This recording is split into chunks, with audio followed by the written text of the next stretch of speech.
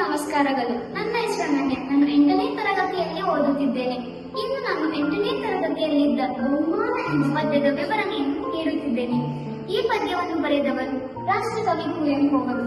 ರಾಷ್ಟ್ರಕವಿ ಕುವೆಂಪು ಅವರು ತಮ್ಮ ಸಾಹಿತ್ಯ ಕೃಷಿಯನ್ನು ಮೊದಲು ಇಂಗ್ಲಿಷ್ ಭಾಷೆಯಲ್ಲಿ ಪ್ರಾರಂಭಿಸಿದರು. ಆದರೆ ಐರಿಷ್ ಕವಿ ಜೇಮ್ಸ್ ಹೆನ್ರಿಕ್ ಕಸಿನ್ಸ್ ಅವರು ನೀವು ಕನ್ನಡದಲ್ಲೇ ಬರೆಯಿರಿ ಎಂದು ಸಲಹೆಯನ್ನು ಕೊಟ್ಟರು. ಆಗ ರಾಷ್ಟ್ರಕವಿ ಕುವೆಂಪು ಅವರು ಬಳಿಕ ಕನ್ನಡದಲ್ಲೇ ತಮ್ಮ ಬರವಣಿಗೆಯನ್ನು ಮುಂದುವರಿಸಿದರು.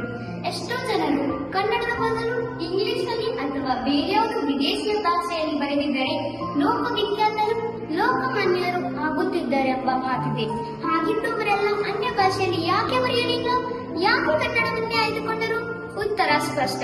ಕವಿಯು ಬರೆಯುವುದು ತಮ್ಮ ಹೃದಯದ ಭಾವನೆಗಳನ್ನು ಹೊರತು ಲೋಕ ಮೆಚ್ಚಲಿ ಪ್ರಶಸ್ತಿ ಕೊಡಲಿ ಎಂಬ ಉದ್ದೇಶದಿಂದ ಅಲ್ಲ. ಮತ್ತು ಹೃದಯದ ಭಾವನೆಗಳನ್ನು ಸಶಕ್ತವಾಗಿ ಬಿಂಬಿಸುವುದು ನಮ್ಮ ಮಾತೃಭಾಷೆಗಳಲ್ಲವೇ? ಈಗ ಪದ್ಯದ ವಿವರಣೆಯನ್ನು ನೋಡೋಣ.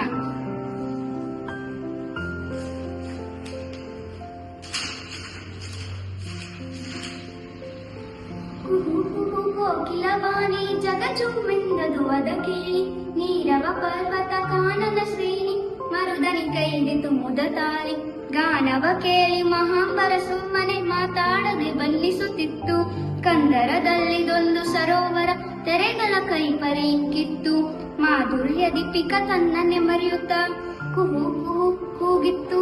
ಈ ಪದ್ಯದ ಭಾವಾರ್ಥ: ಕೋಗಿಲೆಯೊಂದು ಇಂಪಾದ ಧ್ವನಿಯಲ್ಲಿ ಕುಹು ಕುಹು ಎಂದು ಹಾಡುತ್ತಿತ್ತು. ಆ ಗಾನವನ್ನು ಕೇಳಿ ಜಗತ್ತು ಜುಮ್ಮೆಂದಿತು.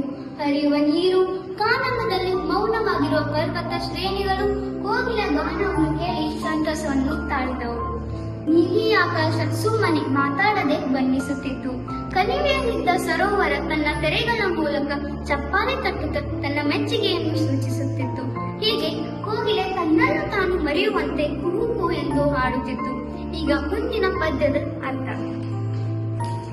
ಆಲಿಸಿದೋರ್ವನು ಗಾನಕ್ಕೆ ನೊಂದು ಸೂಚನೆ ಕೊಟ್ಟನು ಇಂತೆಂದು, ಮಲೆಗಳಲ್ಲಿ ಉಳಿಯುವ ಓ ಕೋಗಿಲೆ ಬಲು ಚಲುವಿದೆ ನಿನ್ನೀ ಗಾನ, ಇಂಗ್ಲಿಷಿಗೆ ತರ್ಜುಮೆ ಮಾಡಿದರೆ ದೊರೆಯುವುದು ನೋಬೆಲ್ ಬಹುಮಾನ, ಅರಣ್ಯ ರೋದನ ಸುಮ್ಮನೆ ಹಾಡುವ ಕೇಳುವರ್ಯಾರಿಲ್ಲಿ, ಕೂಗಿತ್ತು ಕೋಗಿಲೆ ಕೂಗು ಎಂದು ತಲ್ಲೆನಿಸಿತು ಜಗಜುಮ್ಮೆಂದು.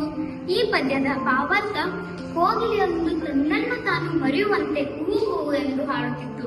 ಆ ಗಾನವನ್ನು ಆಲಿಸಿ ನೊಂದ ಮನುಷ್ಯನು ಬೆಟ್ಟಗಳಲ್ಲಿ ಹಾಡುವ ಓ ಕೋಗಿಲೆ ಬಲು ಚಲುವಿದೆ ನಿನ್ನೀ ಗಾನ, ಇದನ್ನು ಇಂಗ್ಲಿಷಿಗೆ ಭಾಷಾಂತರ ಮಾಡಿದರೆ ದೊರೆಯುವುದು ನೋಬೆಲ್ ಬಹುಮಾನ, ಆದರೆ ನೀನಿಲ್ಲಿ ಹಾಡುತ್ತಿರುವುದು ಬರೀ ಅರಣ್ಯ ರೋದನ, ಇದನ್ನು ಕೇಳುವರ್ಯಾರಿಲ್ಲಿ ಎಂದನು. ಆ ಮಾತಿಗೆ ಕೋಗಿ ಯಾವ ಪ್ರತಿಕ್ರಿಯೆಯನ್ನು ಕೊಡದೆ ಮತ್ತೊಮ್ಮೆ ಕುಹು ಕುಹು ಎಂದಷ್ಟು ಪ್ರತಿಕ್ರಿಯೆ ನೀಡಿತು. ಈ ಪದ್ಯದಿಂದ ನಾವು ತಿಳಿದುಕೊಳ್ಳುವ ವಿಷಯವೇನೆಂದರೆ, ನಮ್ಮ ಅಭಿವ್ಯಕ್ತಿ ಸಹಜ ಭಾಷೆ ಮಾತೃಭಾಷೆ ಆಡುನುಡಿಯಲ್ಲಿ ಮಾಡಿದರೆ ಅದು ಜೀವಂತಿಕೆಯಿಂದ ಕೂಡಿರುತ್ತದೆ. ಅನ್ಯ ಭಾಷೆಯಲ್ಲಿ ಅಭಿವ್ಯಕ್ತಿಯನ್ನು ಎಷ್ಟೆಂದರೂ ಕೃತಕ.